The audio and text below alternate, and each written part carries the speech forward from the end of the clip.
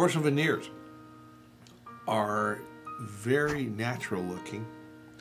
We put a lot of thought into how they're going to look before we even start. There's very little of the tooth surface taken off. As such, the veneers are pretty thin, and they're just sitting there on the countertop. They're actually kind of delicate.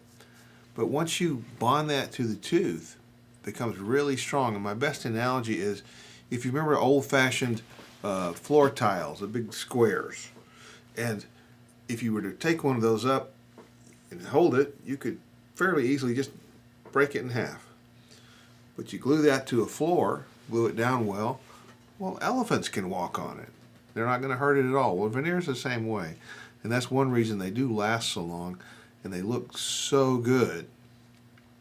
They differ from what we dentists call a crown, a lot of people call a cap, in that a veneer is just the front of the tooth and maybe parts of the sides, but doesn't go all the way around the tooth. So you leave a whole lot more of the natural tooth structure there, so that the strength of the system underneath is still solid.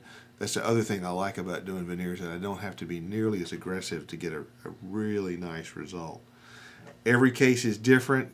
Costs are always different. Is someone just going to need 2, or to really do their smile right, they might need 8 or 10, and it depends on what they want and what I think they need, and we'll talk about that sort of thing. I usually do a mock-up on the computer screen, and then we do a mock-up on a plaster cast of what I want it to look like. I ask the patient if that's what they want. Veneers are complex. They're more complicated than just getting a cap done on your crown done on your back tooth. But because of that, they're being right in your smile. They have to, a lot of planning goes into doing them. It's usually a 2-appointment procedure. First appointment, we shape the tooth, take a mold of it. That's what goes to the lab.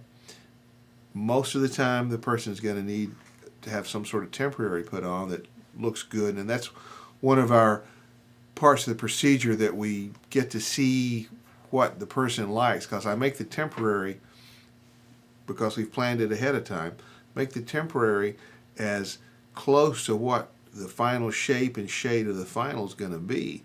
And so that person gets to test drive that temporary for 2 or 3 weeks, sometimes longer if we feel like we want to work some bugs out and how it looks and how it feels. Then I tell the lab, when they're ready to make it, say, okay, copy these temporaries just like this, or make these modifications or whatever.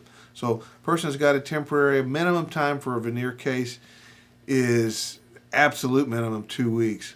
It's more like 3 to 4. We'll keep you comfortable in the meantime, and your smile will look better because the temporaries do look better than what you had, because we planned it that way.